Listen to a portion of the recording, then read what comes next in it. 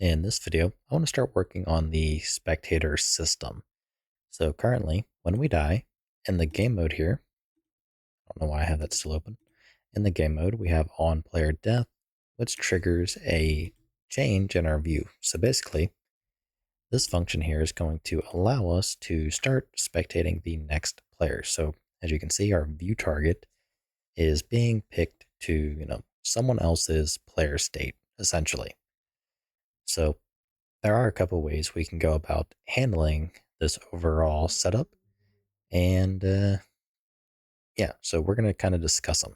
So currently, or I guess you could say by default, the player controller has a function called change state. And in change state, if the new state is spectating, we call begin spectating state. Likewise, there's also a end spectating state. So we can kind of see what goes on here. Now, when we start spectating, it's going to go through and spawn ourselves a spectator pawn that will be possessed and all that stuff.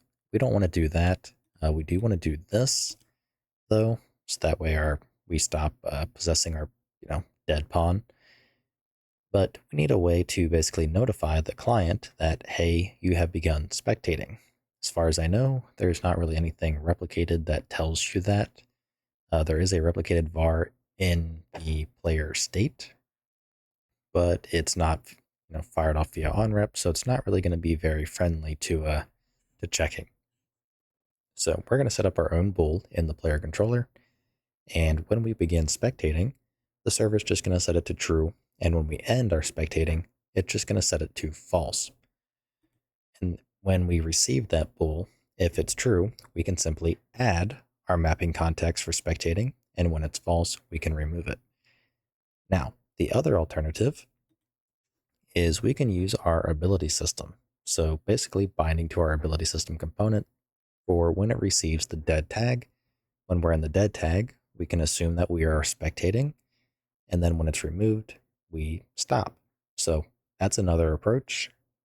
I'm not a big fan of that personally. I would much rather go through the game mode and set it spectating and then stop it spectating. And I think that's going to be overall cleaner and more direct as to what we are trying to do. So let's really quick go ahead and view those functions. So we have our begin spectating state and end spectating state that we want, and they are protected. So let's go ahead and add or override the begin spectating state and end spectating state functions. Now in both cases, well, the end spectating state I want to call super, and begin spectating state I want to only do this top part. I don't want to go through and have anything related to, setting up a spectator pawn. And I'm assuming this checks everything first. Yeah, it does. So I'd rather just only unpossess our current pawn if we even have one. So let's copy and paste and replace. Next up, we want that replicated bool that's going to tell us whether or not we are spectating, so we can use it to bind to our mapping context. So we're going to go up here, make a U property. It's going to be replicated using, and let's do a onrep underscore, let's do a spectator state, or is spectating. We'll do bool b is spectating and set it to false by default, then make our onrep void onrep is spectating, and make that definition as well. So now because we made a replicated variable, we need to override the get lifetime replicated props, just like usual. We'll do rep lifetime with params fast, a skg player controller, b is spectating, and our last parameter called params. So f do rep lifetime params dot b is push based is true, and now we're done. So just make sure we include net Unreal Network as well as net core push model, push model.h. So that way we can utilize it.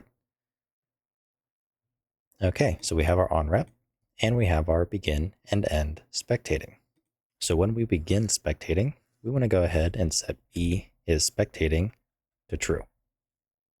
And in our case, we only want to do this if we are not already spectating, but the way we have it set up, we shouldn't really have to worry about it. So from here, we're going to mark property dirty from name, A SKG player controller, B is spectating, and this for the object. Now we can copy this and paste and just set B spectating to false in the end spectating state. So now we have our replicated state, and we just need to call the onRep underscore is spectating and call it in both functions. So now we head up here. We can do our if B is spectating. We want to add spectator mapping. Otherwise, we want to remove spectator mapping. It's really that simple. I'd realized I spelled that wrong. So anyhow, now we just need the mapping context and the input actions. And we also want to call it from our game mode. So in our game mode, we're using the view of player. We no longer want to do this. Instead, we want to go ahead and basically just start, begin our spectating state. So instead of calling view of player, we're going to change state. And the state we want is name underscore spectating. So that'll put us in our spectator state. So now we can go ahead and set up our inputs. So we want a spectator mapping context and a spectator next player action and a spectator previous player action. So now let's grab our mapping context, go to the player controller, and we want to add and remove in here. So let's go ahead. We need the enhanced input subsystem. And we want to go ahead and actually want to do this only if we are locally controlled. So if is local controller, just to be safe. We want to add a mapping context, and we want to add the spectator mapping context specifically. Next up, I want to give this a higher priority because I want to use the left and right mouse button, and those are currently bound using our ability mapping context. So I want to make sure it has a higher priority than this one. So now let's go ahead and remove the mapping context, and we should be good to go. So next up, we just need to set up the input actions. So let's go up to our setup input component and just use started on the spectator next player action, and let's make a function called spectate next player. Now we can duplicate and do the same thing for the previous action and change the function to spectate previous player. So now we just want to make these functions. So let's go to our header, go down here, spectate next player, and spectate previous player. Create the implementations.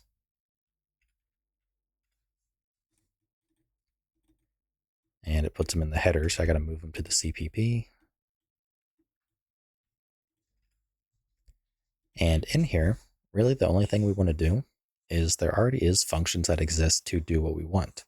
So we want the server underscore, or what was it? Something about next player. So there's there's mute. Is it view? There it is. So server view next player. Likewise, we're going to have a server view previous player or spectate previous player. And that's all of our logic. So with that all being set up, we should be pretty much good to go. So now we just want to close down the editor, go ahead, recompile, relaunch, and set up the input mapping context and the input actions in our player controller. And I think we are pretty much done. Okay, once we are back in the editor, let's go to our inputs, context, and let's duplicate and make a new one called Spectator. Open that on up. And let's also go to our player controller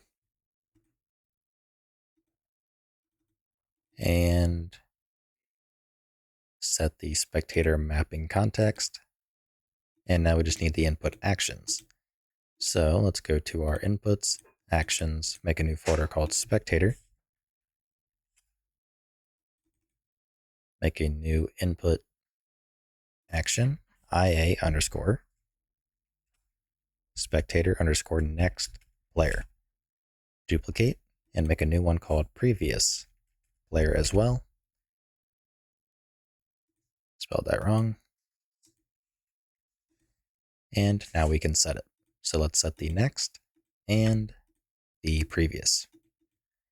So for the next player, I'm going to do left mouse button, or sorry, for the next player. And for the previous, I'm going to do right mouse button. Actually, I feel like I have those backwards. So next player is right mouse, previous player is left mouse. So now let's go ahead and set those. So we have the previous player and the next player. So compile, save, and let's give it a try. So for now, I'll just do, screw it, go big, go home. We'll do 4. So I have the other 2 on the other monitor. So I'm going to go ahead and go to the down state on this player. Move my other characters around and see. Okay, so I just died. Oh, and when I right clicked, it took me to another one. So now I'm spectating this person here. Now this person, now the server. So you can kind of see how this works. So there was a bug. So if I, just do 2 clients, make it easier to test, and I go down, what you'll see is I end up in kind of this limbo state, so to speak, like that. So, I can't really do anything, but when I click, that's when it cycles, to the next one. So what we want to do is in our begin spectator state, we're not actually spectating yet. We want to jumpstart that process. So right when that happens, we want to go ahead and move on to the server view next player underscore implementation. Now, the reason I'm calling the implementation is because in here, we should only be on the server anyways. And we want to bypass the actual call to the RPC and just make it easier to go straight to the implementation. Because we don't really need to validate anything either, as far as I'm aware, because the validate just returns true. So now, when we go down, when we die, we should immediately start spectating. So I went down. That post looks kind of goofy. Let's wait for us to start spectating. And there we go. So we almost have it. So I'm wondering if some additional work needs to be done. So when I click, now I am spectating again. So something seems a little bit off there that we need to kind of more or less figure out. So I'm, out of curiosity, just going to call the raw server view next player and just see if there's any, behind the scenes stuff that happens for whatever reason that makes it work. If not, I have another idea in mind. So let's go ahead, try it one more time.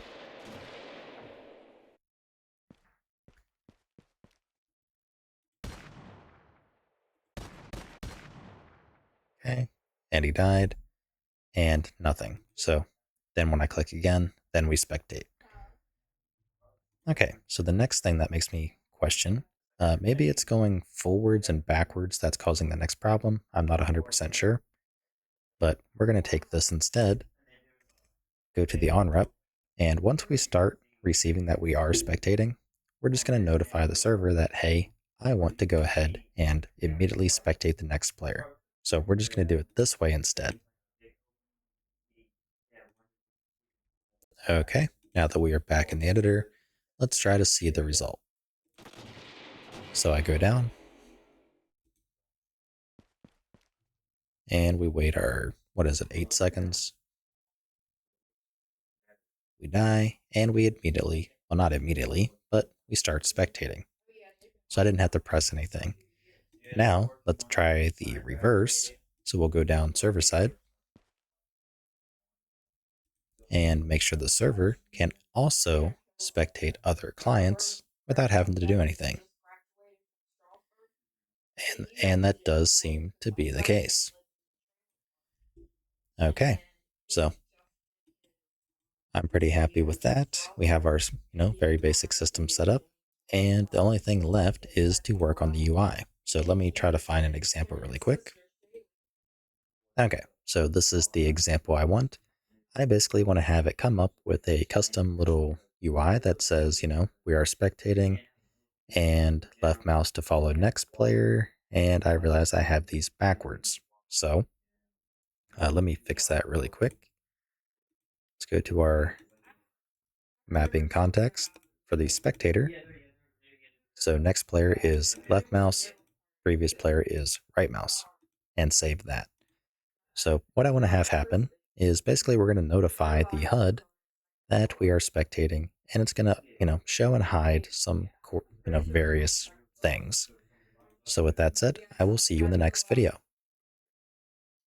If you like what I'm doing and you want to help support me, you can find a link to my Patreon in the description below, where you can also get early access to this entire series.